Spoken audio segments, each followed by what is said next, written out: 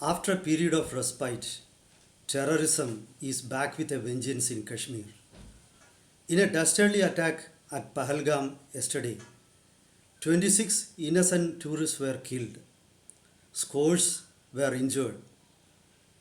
In the attack, which was unprecedented in its scale as well as the manner in which it was executed, the terrorists forcibly undressed the tourists, male tourists, to check whether they were circumcised or not.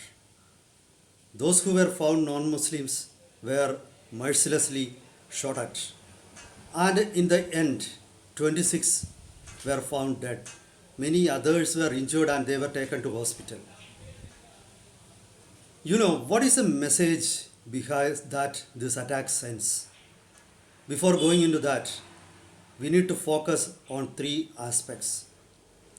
The dastardly attack comes on the heels of an unprecedented violent speech, hatred filled speech made by Pakistan army chief a couple of days ago.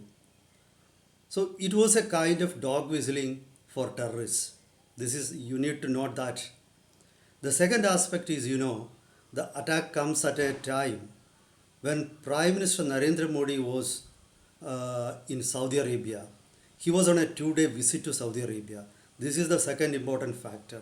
So it could be some kind of messaging for the Gulf nations also. The third aspect is we need to remember that the US Vice President J.D. Vance and his family are on a visit to India at present. There was a similar attack against Sikhs in 2000 when the US President Bill Clinton was on an India visit. So we need to take into account these three factors while analyzing the attack. Definitely, the Pakistan wanted to prove that it is still powerful. It can still create trouble in the region. So they wanted to prove a point not just to India but to the US as well as the Gulf countries. So this is of particular importance. Let's go deeper into the whole issue and analyze how things are developing at present. Welcome to Insights. I am Hari Kumar. The other day, the attack was, as I said, it was unprecedented, both in the manner of execution as well as in the scale. Earlier, there was a pretext of Kashmiriyat, that is some shared Kashmiri values. The slogan was there was unity among Kashmiris, whether they are Hindus or Muslims. So terrorists used to brand themselves as secular people in the past. But at present, they have shed all type of pretexts. They are not interested in any rules at present. They don't want any excuses. The terrorism has bared its ugly face. Now it is pure radical Islam. Those who don't believe in Islam are their enemies. Of course, they want to establish Darul Islam in Kashmir Valley. They want to wipe out Hindus from Kashmir. They want to declare Kashmir as a land of Muslims. So this is very clear. Now this is part of the global fight against other religions. Islam wants to establish its hegemony. They want to establish their supremacy. It's as simple as that. So all the excuses of a shared Kashmiri value, of people from other parts of India,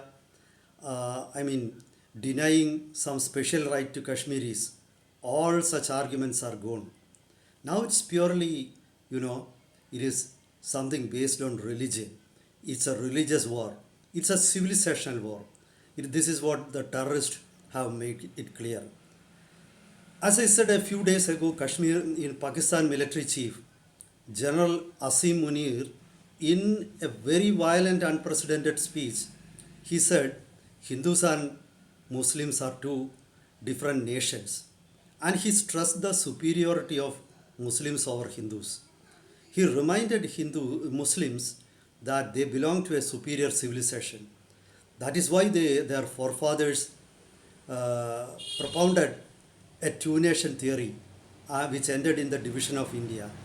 So he was clearly giving a signal. Then he again reminded Muslims that Kashmir is Pakistan's jugular vein, so you cannot cut it off. Now, Pakistan needs to raise such rhetoric to inspire their own people, their own hardcore fundamentalist groups. Because at present, two provinces in Kashmir, one is Balochistan, then the other is Khyber Pakhtunkhwa. Both are areas where Pakistan army, Pakistan revenue officials, or Pakistan police do not hold any say. So at present, Pakistan has to do something like this. So it is for their own existence. Now, that means that this is simply an issue of terrorism. So we need to view Kashmir problem from the terror angle, from the civilizational clash angle, from the religious aspect. So these are the aspects that have come out, that have been revealed or disclosed by attack of terrorists. This is the most important aspect. Now let's analyze Modi's visit to Gulf Cooperation Council countries and his present visit to Saudi Arabia. Modi is getting unprecedented and effusive welcome in Gulf states. So Pakistan has developed a doubt that whether Gulf is thinking that Pakistan is a useless state, whether Gulf has disowned Pakistan. Pakistan actually survives on financial aid from Gulf countries. The moment the financial aid stops, Pakistan it's already a basket case and it will plunge into further crisis. So somehow or other, Pakistan needs to convince Gulf nations that even now, even though they are financially in deep trouble, they have got the strike power, they have got the military, they have got the weapons. So this is some kind of threat or showing unhappiness to the Gulf on their newfound friendship with India. So this is also an important aspect which we need not forget. And the third aspect, is it's a message to the United States. Especially this is because this attack comes at a time when US Vice President is on an India visit. So Pakistan wants to tell the US that though we are not a big power in the region, we are able to create problems in South Asia. So we can harm your interests. So you should not stop supplying or giving freebies to us. But there are many kinds of messages in this.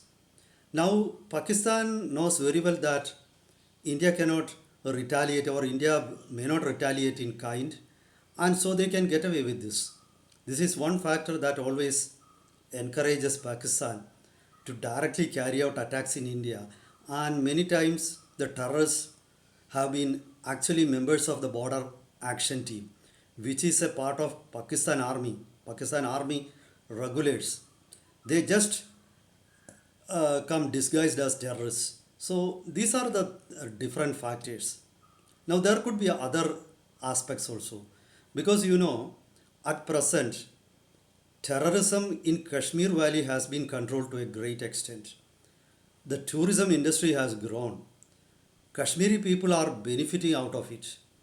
So Pakistan might have developed a doubt that since the Kashmiri people are making financial gains, they may lose interest in, terror activities because they are benefiting out of the flow of tourists.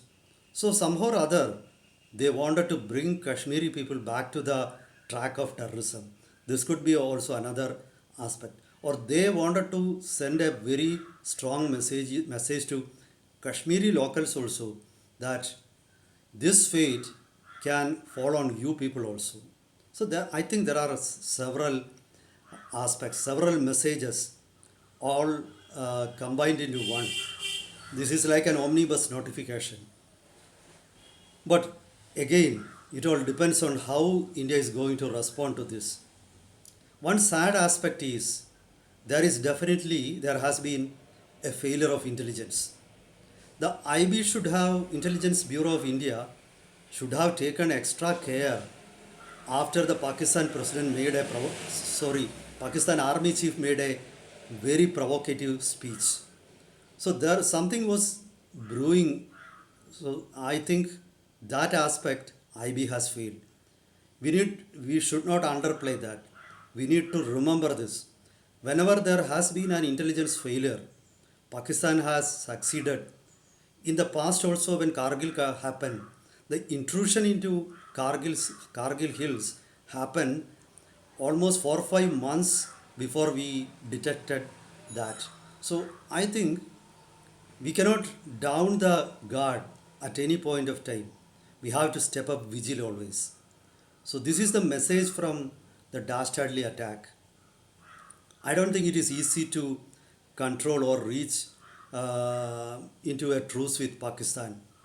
For Pakistan, Kashmir needs to burn always. There needs to be trouble in Pakistan. Kashmir problem will end only when India annexes at least Pak occupied Kashmir. Or if India and Pakistan becomes a union, then only Kashmir problem will end. Till then, India has to deal the problem with an iron hand. So this is the message of yesterday's terror attack. Meet you with updates in the coming days. Till then, goodbye.